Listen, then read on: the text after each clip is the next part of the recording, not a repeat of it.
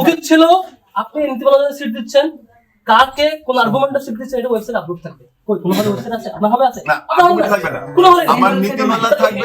ধরা আমাদের নীতিমালা এটাই। কোন আছে?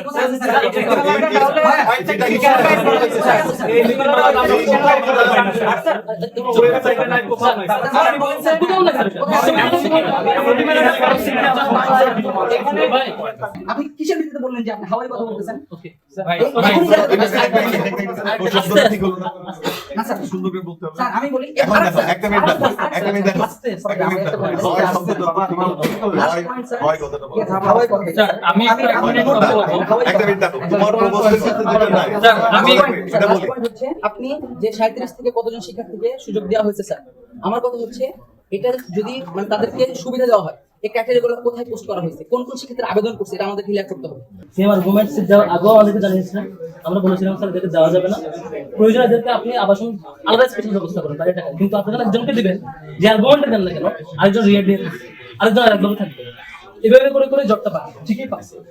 তারপরে একটু আগে যে বলছেন যে মেয়েদের এখানে অনিয়ম হচ্ছে, অনিয়ম যখন হচ্ছে তখন আপনাকে জানাচ্ছি এটা নিয়ম না অনিয়ম তো আমি জানি না। কোনো সব হলের প্রপোজ কেন জানাচ্ছি আমাদের প্রপোজ না, মেয়েদের হলের যে ক্রাইটেরিয়া এটা একটু আমি ছেলেদের শেষ করে দিই।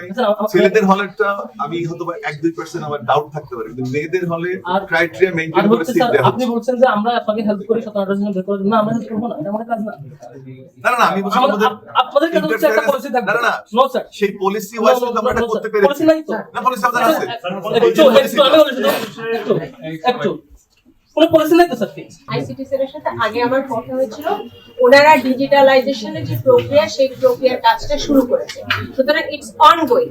উইদিন যদি এটা করতে ধরেন 2 মাস যদি সময় লাগে, তার আগের সময়টাতে এই পদ্ধতিটা মেনটেন করা। হাউএভার হাজিরা খাতা ইজ নট দ্যাট ইম্পর্টেন্ট, যেটা ইম্পর্টেন্ট সেটা হচ্ছে প্রত্যেককে র্যান্ডমলি গেলে, আমি বলছি আমিও র্যান্ডমলি যাব, র্যান্ডমলি গেলে একটা যদি কেউ ছুটিতে থাকে, অফিসিয়ালি যদি লিভ থাকে, তাহলে সে ওই আমি ইনফ্যাক্ট আমি বলে দিচ্ছি যে ওই ক্যালেন্ডারের উপরে মার্ক করা থাকবে সেই দিন সেদিন ছুটিতে এবং সেই কাজটা কে করছে।